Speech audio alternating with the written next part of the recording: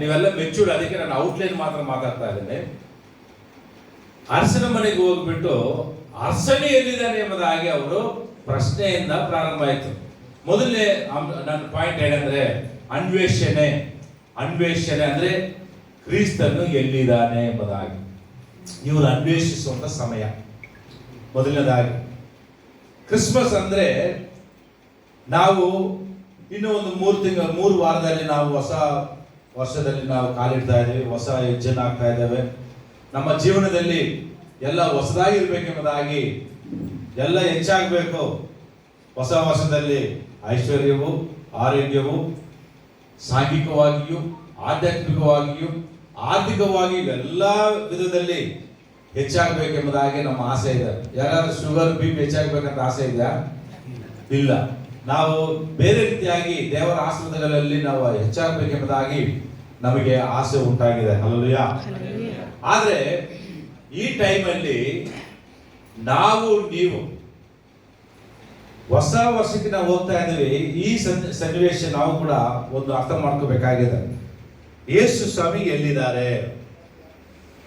ಯೇಸು ಸ್ವಾಮಿ ಎಲ್ಲಿದ್ದಾರೆ? ಕೆಲವರಿಗೆ ಹೃದಯದಲ್ಲಿ ಇರ್ಬೋದು. ನಿಮ್ಮ ಮೊಬೈಲ್ ಫೋನ್ ನನ್ನ ಹತ್ರ ಕೊಟ್ಬಿಟ್ರೆ ಹೇಳ್ತೀನಿ ನಿಮ್ಮ ಹೃದಯದಲ್ಲಿ ಯಾರಿದ್ದಾರೆ ಎಂಬುದಾಗಿ. Wear is Jesus Christ today?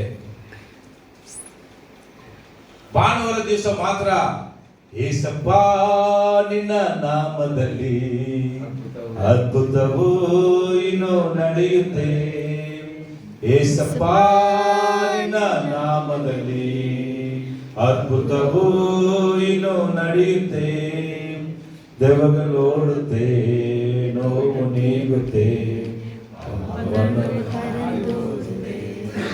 ನಿನ್ನ ಪ್ರಭಾವನು ಹೋಗಲಿಲ್ಲ, ಪುನರುತ್ಥಾನ ಶಕ್ತಿ ಬದಲಾಗಲಿಲ್ಲ.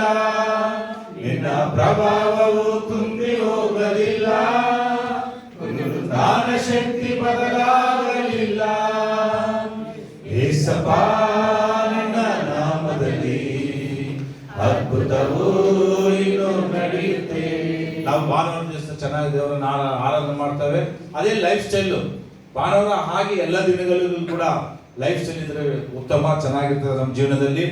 ಆದರೆ ನಾವು ಅನ್ವೇಷಿಸಿಕೊಳ್ಳುವ ಸಮಯ. ನಮ್ಮ ಕ್ರಿಸ್ಮಸ್ ಹಬ್ಬದಲ್ಲಿ ನಮ್ಮ ಮನೆಯಲ್ಲಿ ಒಂದು ಕ್ರಿಸ್ಮಸ್ ಟ್ರೀ ಇಟ್ಟು ನಮ್ಮ ಮಕ್ಕಳು ಲಾಸ್ಟ್ ಇಯರ್ ಎಲ್ಲರೂ ಕರೆಸಿದ್ರು. ಮಕ್ಕಳನ್ನೆಲ್ಲ ಕರೆಸಿ ಅವ್ರ ಫ್ರೆಂಡ್, ನನ್ನ 2 ಹೆಣ್ಣು ಮಕ್ಕಳಿದ್ದಾರೆ ನನಗೆ. ಅವ್ರ ಫ್ರೆಂಡ್ ಒಲಿವಿಯಾ ಫ್ರೆಂಡ್ ಬಂದು ಒಂದು ರೋಸ್ ಫ್ಲವರ್ ತೆಗೆದುಕೊಂಡು ಬಂದು ನನ್ನ ಹತ್ರ, uncle where is Jesus Christ is born, please show me, I want to give this flower.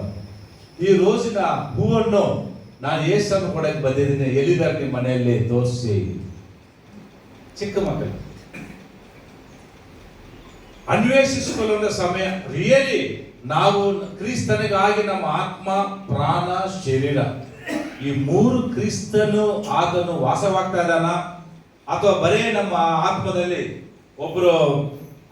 ಇಬ್ಬರು ಪಾಸ್ಟರ್ಸ್ ಸಿಂಗಾಪುರ್ ಹೋಗ್ತಾ ಇದ್ದಾರೆ. ಅವ್ರಿಗೂ ನಾನು ಕೂಡ ಪಾಸ್ ಅಂತ ಅವ್ರಿಗೆ ಗೊತ್ತಿಲ್ಲ. ಆ ಹಿಂದೆ ಸೀಟಲ್ಲಿ ಸ್ವಲ್ಪ ಮೊಬೈಲ್ ಎಲ್ಲ ಸ್ವಿಚ್ ಸೈಲೆಂಟ್ ಮಾಡಿ ಇಟ್ಕೊಳ್ಳಿ. ಯಾಕಂದ್ರೆ ಮಾತನಾಡುವಾಗ ನೀವು ಎದ್ದು ಹೋದ್ರೆ ನನಗೆ ಇದಾಗ್ತದೆ.